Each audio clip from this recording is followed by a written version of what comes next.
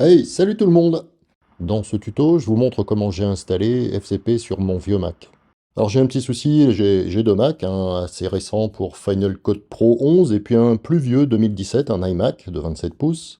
Voilà, et de temps en temps, je fais mes montages sur le MacBook Pro ou l'iMac, ça dépend des cas, hein. J'ai ma bibliothèque sur un disque externe et je l'utilise sur un Mac ou l'autre. Et Final Cut nécessite absolument la version 14.6 au minimum. Là, comme je ne peux pas installer FCP 11 sur l'iMac, ben, ça m'embête un peu. Donc j'ai trouvé une bidouille. L'opération complète est à faire sur le Mac concerné. C'est possible de le faire autrement, mais ce sera plus simple de le faire directement sur le bon Mac. Alors pour pouvoir installer Final Cut Pro 11 sur votre Mac, d'accord, il faudra qu'il soit à jour avec le dernier système disponible. Donc vous allez dans le menu Pomme, etc. Ça, vous savez le faire. Voilà, une fois que votre Mac est à jour avec la dernière version disponible officiellement, il va falloir forcer l'installation de macOS 14, et c'est pas prévu par Apple, donc il faut savoir que l'opération désactive en partie le SIP, le System Integrity Protection, alright? Oh, bravo, tu parles bien anglais, toi. Oh yes, thank you! En bon français, la protection de l'intégrité du système. Alors pour réaliser l'opération, il nous faudra aussi une clé USB ou un disque dur qui sera effacé, donc il ne faudra rien d'important dessus, et il nous faudra également un petit utilitaire que l'on va télécharger sur Internet tout à l'heure. Première étape, préparer le disque interne et la clé USB. Alors pour laisser mon environnement de travail intact, hein, j'ai choisi d'installer Sonoma sur une autre partition de mon stockage interne. Pour ça, j'utilise l'utilitaire de disque. Je le cherche avec Spotlight. J'affiche tous les appareils. Je sélectionne mon stockage interne. Attention, hein, ne vous trompez pas. Moi, je vous conseille de débrancher tous les périphériques de stockage externe, hein, pour réduire cette liste et réduire le risque d'erreur. Là, je sélectionne conteneur disque 3 dans mon SSD Samsung. Chez vous, c'est probablement disque 1. Je clique sur plus pour ajouter un volume. Ensuite, je lui donne un petit nom sympa, hein, pour le reconnaître, et je choisis le format APFS. Voilà, ici on voit le nouveau volume Sonoma que je vais pouvoir utiliser pour installer le système et FCP11. Allez, on passe à la clé USB. Je sélectionne la clé USB, je clique sur effacer, je mets un petit nom et je choisis le format MS-DOS. Deuxième étape, télécharger et installer OCLP. Dans mon navigateur, je tape OpenCore Patcher et je clique sur le lien ci-dessous. Avant de vous lancer, vous pouvez vérifier que votre vieux Mac est supporté sur cette page. Je vais sur la page de téléchargement. Je clique sur le côté et ensuite ici. Ici, la dernière version, c'est la 2.1.2. Un tout petit peu plus bas, je clique sur OpenCorePatcher.pkg, pas les autres. Voilà, ça télécharge. Une fois téléchargé, j'installe tout ça. Le petit mot de passe pour installer. Et je clique sur fermer et je jette à la corbeille. Je téléchargerai la dernière version si j'en ai besoin plus tard. Au moins, ce sera à jour. Troisième étape, installer OpenCore sur le disque interne du Mac. Je fais un double-clic sur OpenCore Patcher dans mon dossier application. Je clique sur ce bouton. Je clique ensuite sur Install to Disk. Je sélectionne mon disque dur interne. Attention, ne vous trompez pas. Je confirme que je veux bien installer OpenCore. Une fois installé, je clique sur Reboot. Donc je maintiens la touche Alt pendant que ça redémarre. Je lâche la touche Alt. Je sélectionne FIBoot avec les flèches. Et pour finir cette étape, je maintiens la touche CTRL pendant que je valide avec la touche Entrée. Quatrième étape, créer l'installeur macOS sur la clé USB. Après le redémarrage du Mac, je relance l'application OpenCore Legacy Patcher et je clique sur le bouton en dessous.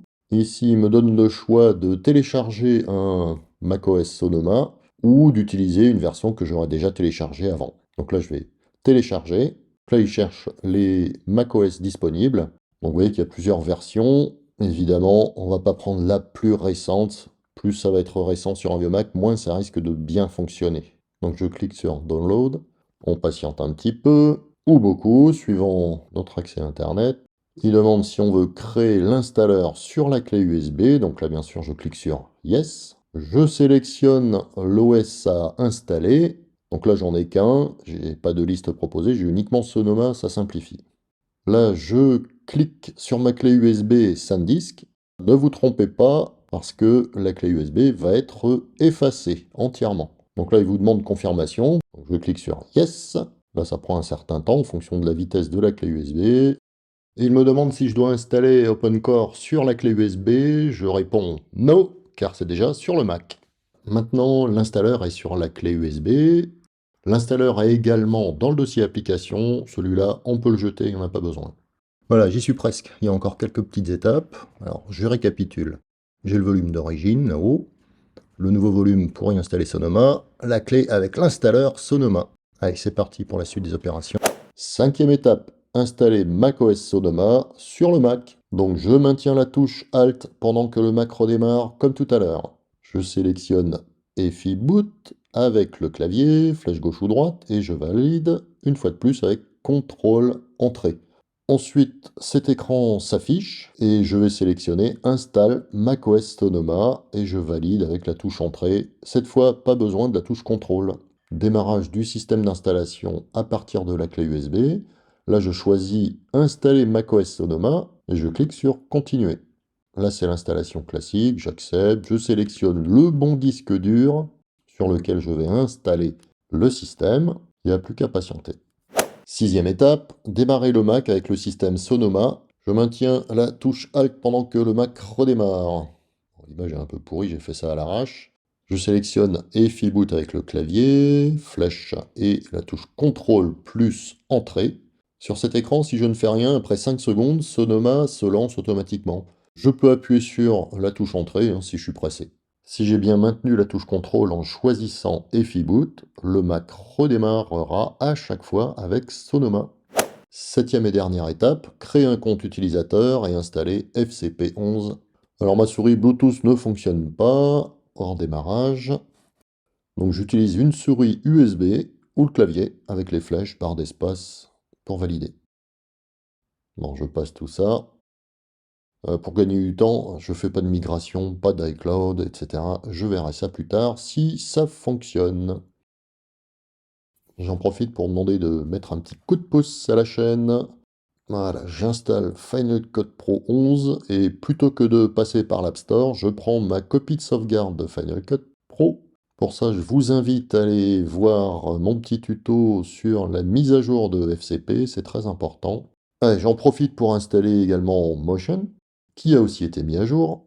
Voilà, je glisse les deux applications dans le dock, et là, c'est le moment de vérité. Roulement de tambour. Bon, ça démarre, c'est bien. Nouveauté, ok, blabla.